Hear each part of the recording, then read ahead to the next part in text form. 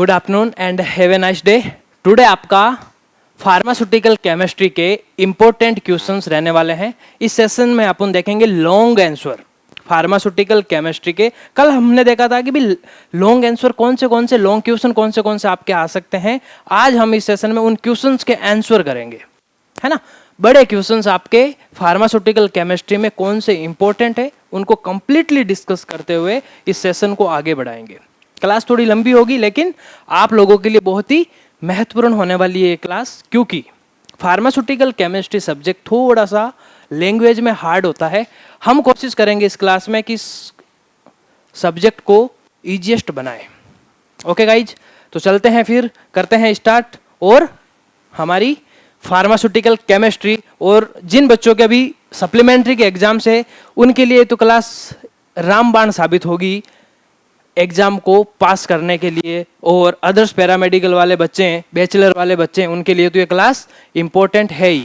चलो हम चलते हैं सबसे पहले नंबर क्वेश्चंस पे। व्हाट इज ग्रेविमेट्रिक एनालिसिस, है ना, एंड प्रिंसिपल एंड मेथड। अब देखिएगा ये ग्रेविमेट्रिक एनालिसिस है ना, ये होते क्या है, ये किस में काम आते हैं और इन चीजों का रोल क्या है, इस चीज को हम समझेंगे शुरुआत से ही। तो सबसे पहले देखते हैं gravimetric analysis is a method in analytical chemistry to determine the quantity of an analyte based on the mass of solid. अब देखिएगा किसी भी सॉलिड का मास कितना है उसको डिटरमाइन करने का काम किसका है भाई, ग्रेविमेट्रिक एनालिसिस का है। समझ गए ना। तो ये ग्रेविमेट्रिक एनालिसिस क्या करता है कि भाई किसी चीज का क्वांटिटी का पता लगाता है। कभी क्वांटिटी का मतलब समझते हो ना, 1 है, 2 है, 3 है, 4 है। क्वांटिटी का पता लगाने का काम किसका है, ग्रेविमेट्रिक एनालिसिस का। तो ये इंपॉर्टेंट चीज हो जाए। जैसे एग्जांपल्स इन्होंने लिया है, measuring the solid suspended in the water sample. अब देखिएगा आपके पास में एक कोई, जैसे मैंने दे दी सिरप, ठीक है, जैसे सिरप आ गई। अब सिरप में ऐसा तो है नहीं कि खाली लिक्विड ही है, उसके साथ में सॉलिड भी तो आता है ना। जैसे उसके अंदर कोई भी ड्रग है, पैरासीटामोल, डाइक्लोफेनेक, है ना, और डाइजिन अगर ले तो आप, तो एंटासिड है, तो उसके अंदर लिक्विड है प्लस उसके अंदर वो गाढ़ापन आता है। वो किसकी वजह से आ रहा है, पाउडर डाला हुआ तो सॉलिड फॉर्म में आ गया, ठीक है। अब उसके अंदर कितना सॉलिड है, उस सॉलिड का मास क्या है, उसका क्वांटिटी का पता कौन लगाता है, ग्रेविमेट्रिक एनालिसिस। ओके, तो measuring the solid suspended in the water samples once a known volume of water is filtrated the collected solid are weighed. अब क्या करते हैं, उस दोनों में मिक्स है, अब हम क्या करेंगे, फिल्टर करेंगे तो सॉलिड अलग हो जाएगा और वाटर अलग हो जाएगा। और जब वो सॉलिड अलग होगा तो उसको हम क्या कर देंगे, वे कर लेंगे, मतलब तोल लेंगे। ओके, अब the principle behind the gravimetric analysis is that mass of an ion in pure compound and can be determined. अब देखिएगा इसका मास किसके ऊपर बेस्ड है कि भाई अपन कोई भी अपने पास में सॉलिड लिक्विड का एक मिक्सचर आ गया, उसमें से सॉलिड का क्वांटिटी कितना है, उसका वेट कितना है, उसका आइडिया कौन लगाता है, ये ग्रेविमेट्रिक एनालिसिस का सिद्धांत यही है। अब देखिएगा आगे, mass of an ion in a pure compound and can be determined later use to find the mass percentage of the same ion is known as quantity of impure compound and types of gravimetric analysis. अब देखिएगा, अब वो solid का पता लगाता है, उसके साथ साथ में ये भी पता लगाता है कि भाई इसके अंदर इम्प्योर सब्सटेंस कौन सा अवेलेबल है ना, कि भाई जो अपने लिए जरूरत ही नहीं है उसकी, वो सब्सटेंस अगर उस प्रिपरेशन में चला गया और कल को हम वो सिरप ले लेंगे तो हार्मफुल इफेक्ट होगा ना। तो उसी के लिए ये है आपका ग्रेविमेट्रिक एनालिसिस कि भाई उस इम्प्योर सब्सटेंस को भी पता लगाकर सेपरेट कर दे। अब देखिएगा, they are 4 fundamental types of gravimetric analysis. अब 4 टाइप से होते हैं ये। फर्स्टली कौन सा है, Volatilizations gravimetry involves separating components of over mixtures by heating or chemically decomposing the sample।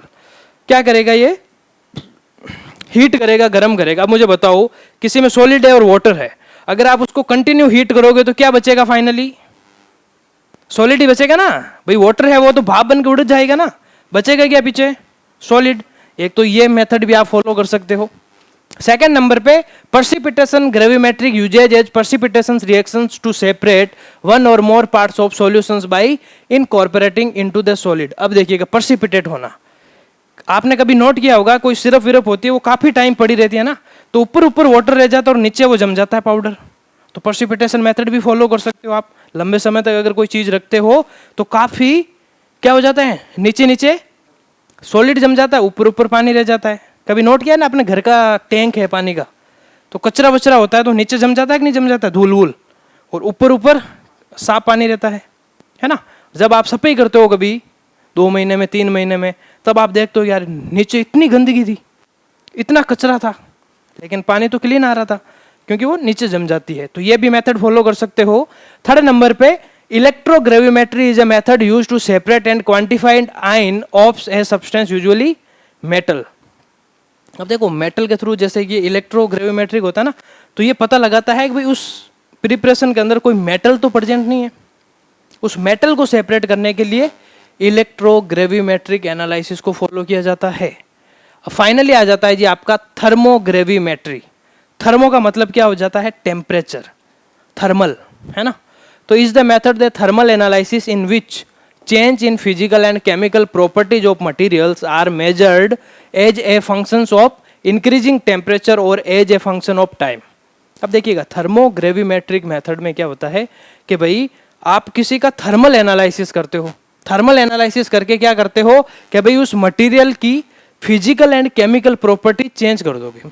जैसे कभी कभार सुना होगा आप लोगों ने कि भाई किसी चीज, इस चीज को धूप के अंदर ज्यादा देर नहीं रखना है। क्यों कहते हैं, अगर धूप के अंदर कोई चीज ज्यादा पड़ी रहेगी तो रिएक्शन कर सकती है। ऐसी रिएक्शन हो सकती है कि भाई उसकी एक्टिविटी या तो ज्यादा बढ़ सकती है, कम हो सकती है, या फिर ऐसी रिएक्शन हो सकती है कि उसके अंदर टॉक्सिक फैल सकता है, ठीक है ना। तो ये क्या करता है कि भाई फिजिकल और केमिकल प्रॉपर्टीज क्या कर देता है, चेंज कर देता है उस प्रोडक्ट की, मटेरियल की, and measured as the functions increasing temperature as a function of time, कि भाई उसका फंक्शन एक्चुअल में मतलब इंक्रीज हो रहा है या कम हो रहा है, इसका आइडिया लगा के भी आप ग्रेविमेट्रिक एनालिसिस कर सकते हो। तो मेनली 4 मेथड थे, ठीक है ना। तो ग्रेविमेट्रिक एनालिसिस आ जाए तो सीधे से इतनी सी चीज लिख के आ जाओ, अपने लिए इनफ है, ज़्यादा कुछ लिखने की जरूरत नहीं है। अब आपने कल डिस्कस किया था भाई इम्प्योरिटीज के बारे में, है ना, कि ये इम्प्योरिटीज क्या होती है। इम्प्योरिटीज का मतलब इम्प्योर सब्सटेंस, अशुद्ध सब्सटेंस अगर किसी भी फार्मास्यूटिकल प्रिपरेशन में प्रेजेंट है ना, फार्मास्यूटिकल प्रिपरेशन में प्रेजेंट है तो वो अपने लिए अच्छा ही नहीं है, ठीक है ना, उसको ही इम्प्योरिटीज कहते हैं। अब ये पूछा है कि भाई सोर्सेज क्या है, ये जो इम्प्योर सब्सटेंस है इसके सोर्सेज क्या क्या हो सकते हैं, क्या क्या हो सकते हैं, कहां कहां से आ सकती है इम्प्योर सब्सटेंस। एक तो जब आपने किसी भी प्रोडक्ट को तैयार किया तो सबसे पहले आपने रॉ मटेरियल लेके आए, कच्चा माल, उससे आ सकता है। सेकंड नंबर पे जब आपने प्रोसेस कर रहे हो, लैब में काम कर रहे हो, है ना, तो जो हैंडलिंग कर रहा है मशीन की, क्या पता उस मशीन को हैंडल करने में कोई समस्या आ गई हो तो आपके इम्प्योरिटीज आ सकती है।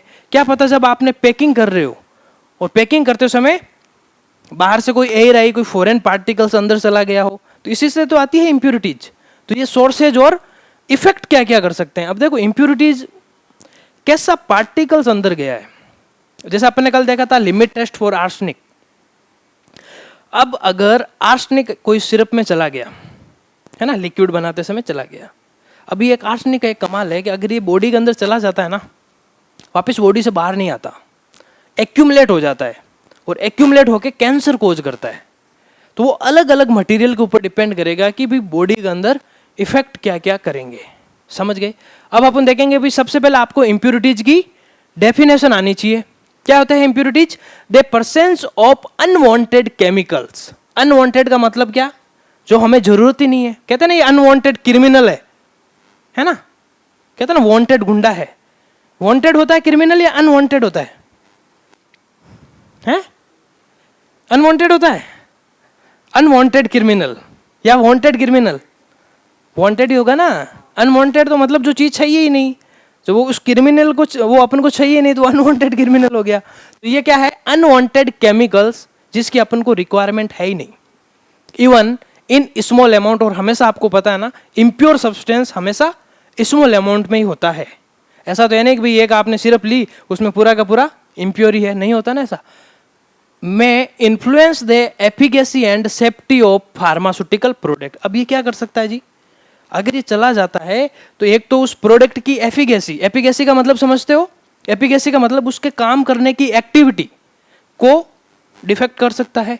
सेकंड पे उसकी सेफ्टी को, अब अपन ने तो यूज किया भाई ऐसी से एंटासिड लिया जिसका काम क्या है, एसिडिटी को न्यूट्रल करना, उसके लिए अपन ने यूज किया, लेकिन वो ऐसे सब्सटेंस चले गए, एंटासिड को गैस तो कम करेगा ही करेगा, साथ में और बीमारी कर देगा, कोई कैंसर कर देगा, है ना। तो फिर हमें उसकी सेफ्टी के लिए भी ये इम्प्योरिटी सब्सटेंस क्या है, हानिकारक है। तो सबसे पहले आप इम्प्योरिटीज की डेफिनेशन क्या दोगे, यहाँ से लेके यहाँ तक आप लोगों को इम्प्योरिटीज की डेफिनेशन समझा देनी है, यहाँ से लेके यहाँ तक कि भाई इम्प्योरिटीज क्या है, कोई भी ऐसा अनवांटेड केमिकल क्या चला गया बॉडी के अंदर या फिर कोई भी फार्मास्यूटिकल प्रिपरेशन के अंदर स्मॉल अमाउंट में चला जाता है तो ये क्या इफेक्ट करता है, उस प्रोडक्ट की एफिकेसी को और उस प्रोडक्ट की सेफ्टी को अफेक्ट करता है। उसको आप क्या बोलते हो जी, इम्प्योरिटीज। समझ गए। अब आगे देखते हैं अपन, in pharmaceutical world and impurities considered as any other organic materials beside the drug substance and ingredients arise out of synthesis and unwanted chemicals that are remains APIs. अब देखिएगा, अब ये जो फार्मास्यूटिकल आपके केमिकल है या फिर फार्मास्यूटिकल प्रिपरेशन है, वहाँ पे ऐसा कोई सब्सटेंस चला जाए और उसकी एफिकेसी को, उसकी सेफ्टी को, है ना, या फिर आपके बॉडी के अंदर अगर बाई चांस वो सिरप में चेक नहीं किया किसी ने, लिमिट टेस्ट करके उस इम्प्योरिटीज का पता नहीं लगाया और वो गलती से आपकी बॉडी में चला गया तो आपकी बॉडी में बहुत सारी हानि कर सकता है ना। तो उस चीज़ के लिए ये इम्प्योरिटीज को आपको नॉलेज होना चाहिए।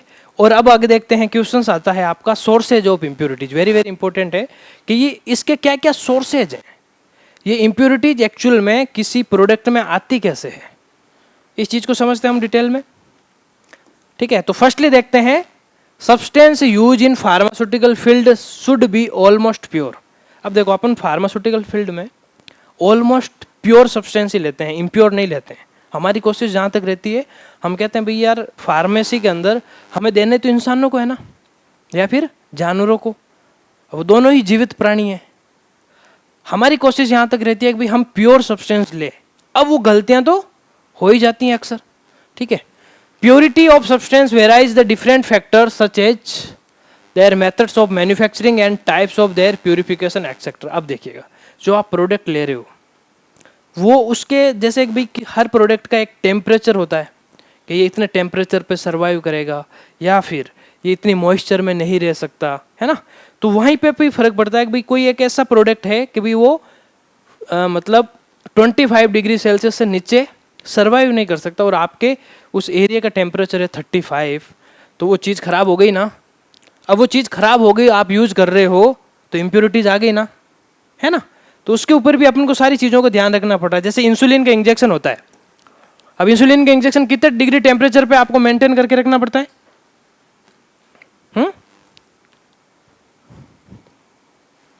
2 to 8 डिग्री सेल्सियस, इतना ही होता है। मतलब इसको फ्रीज करके रखना पड़ता है ना। या एवरेज ज़्यादा से ज़्यादा आप 15 तक रख सकते हो। 15 से अगर नीचे रख लिया आपने तो ये इंसुलिन का इंजेक्शन खराब हो जाएगा।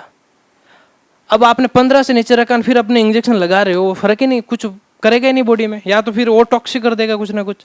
तो वहाँ पे इम्प्योरिटीज हो गई ना कि भाई आपने उस प्रोडक्ट की वैल्यू ही नहीं समझी कि उसकी प्रॉपर्टीज क्या है। तो सेकेंड नंबर यही कह रहा है, impurities may be toxic and non toxic, even if the toxic it may be use in internationally as adulterant to increase the weight of active ingredient and reduce the activity of drug, and so that must avoid impurities in pharmaceuticals cannot eliminate all impurity। अब देखिएगा, कुछ ऐसी impurities होती है जो बिल्कुल भी toxic नहीं होती, आपको नुकसान नहीं पहुंचाएगी, लेकिन कुछ ऐसे impurity सब्सटेंस होते हैं जो बॉडी के अंदर जाएंगे, कुछ ना कुछ आपके टॉक्सिक मतलब जहर आपको नुकसान पहुंचाएंगे। तो इन्होंने यही लाइनें बताई है।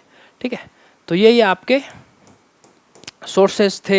एक तो आप क्या नहीं करते हो, सबसे पहले जो प्रोडक्ट यूज कर रहे हो, जो आप सब्सटेंस यूज कर रहे हो, उसकी प्रॉपर्टीज का आइडिया होना चाहिए।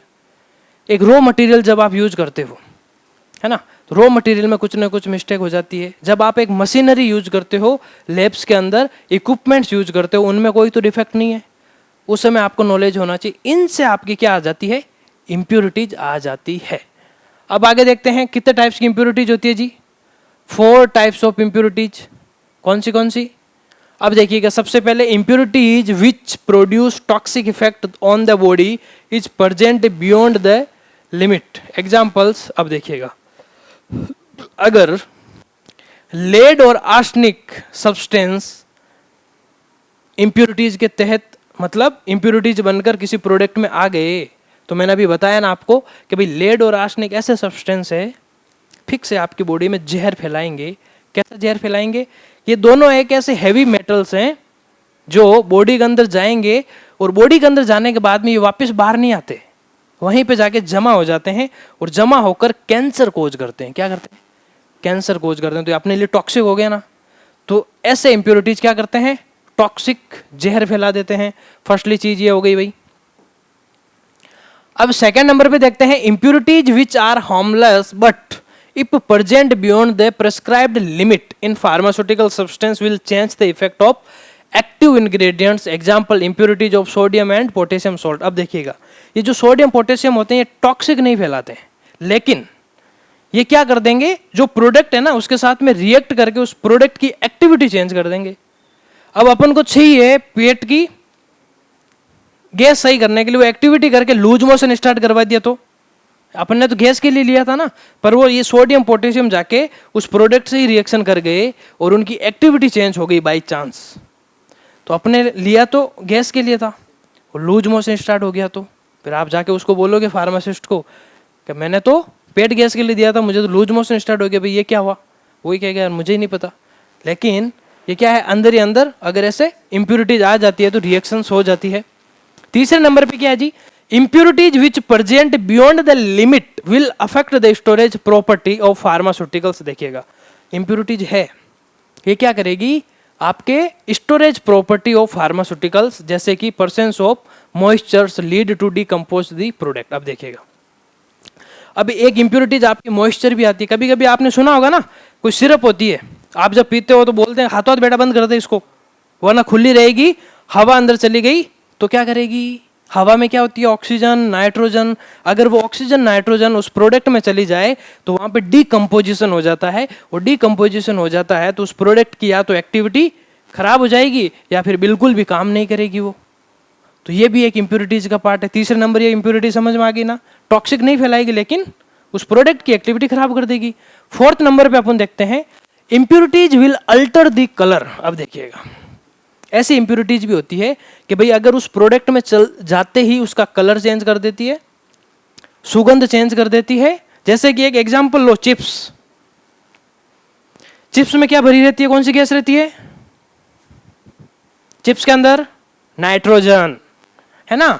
नाइट्रोजन गैस जब तक रहती है तब तक उसके अंदर विकृत गंधिता नहीं होती, लेकिन नाइट्रोजन जैसे ही बाहर निकली, ऑक्सीजन ने एंटर किया, उस चिप्स का टेस्ट चेंज हो जाएगा, उस चिप्स की सुगंध चेंज हो जाएगी, ऐसा लगेगा आपको बदबू टाइप से आ रही है, होती कि नहीं होती।